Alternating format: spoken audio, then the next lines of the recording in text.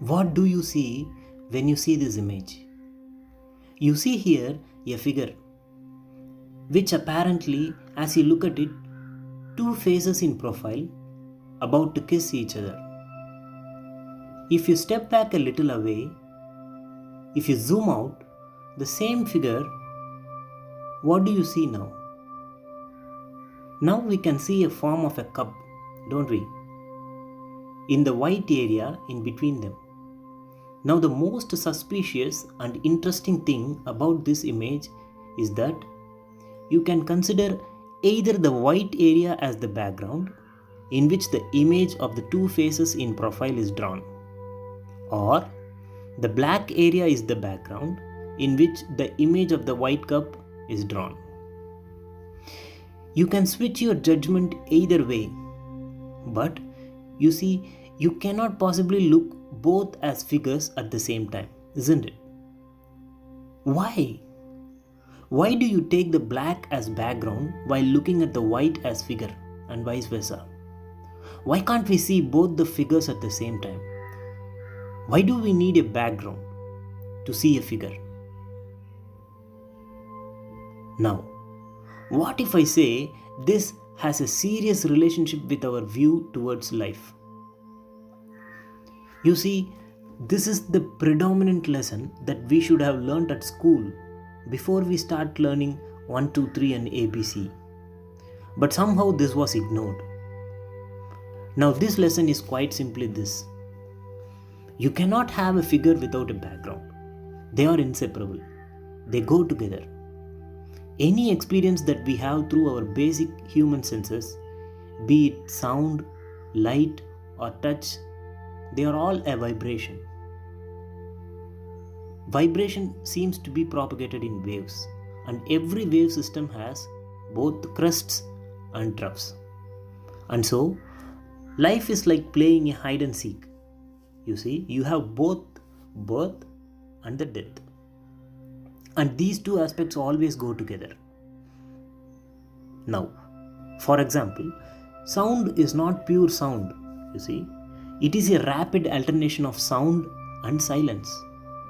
You cannot compose music without silence in between the notes.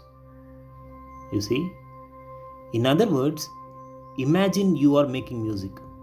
You need silence to be able to cut it to make music, to make a beat.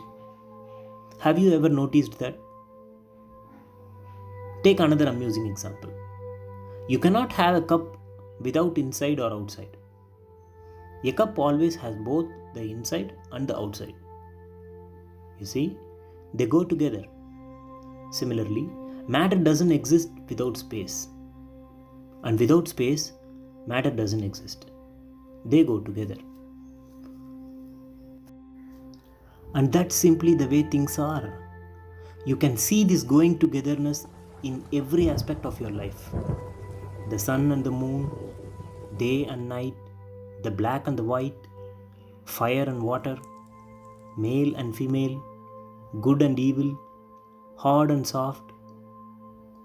You see? Only you must remember that the crust and the trough of the wave are inseparable. Nobody ever saw a crust without trough, or a trough without a crust. Just as you don't encounter in life people with positive qualities with no negatives in them, just as you don't encounter ups in life that has no pitfalls, just as you don't encounter happiness in life without experiencing sadness. And although the heads and the tails, the fronts and the backs, the positive and the negatives are different, they are at the same time one. And one has to get used to it, fundamentally, to the notion that the different things can be inseparable.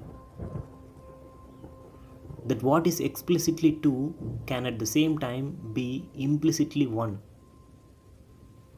If you forget that, very funny things happen. If therefore we forget, you see, the black and white are inseparable, and that existence is constituted equivalently by both happiness and sadness, then we get scared. And we have to play a game called oh, my life might end up with sadness. And once we get into that fear, that sadness, the dark night, the dark side of our life might win, you are compelled to play the game, but I got to chase happiness. I must be happy. And from that start all our troubles. Because you see, the human consciousness is a very odd mechanism. That is to say, we as a species specialized in a certain kind of awareness, which we call conscious attention.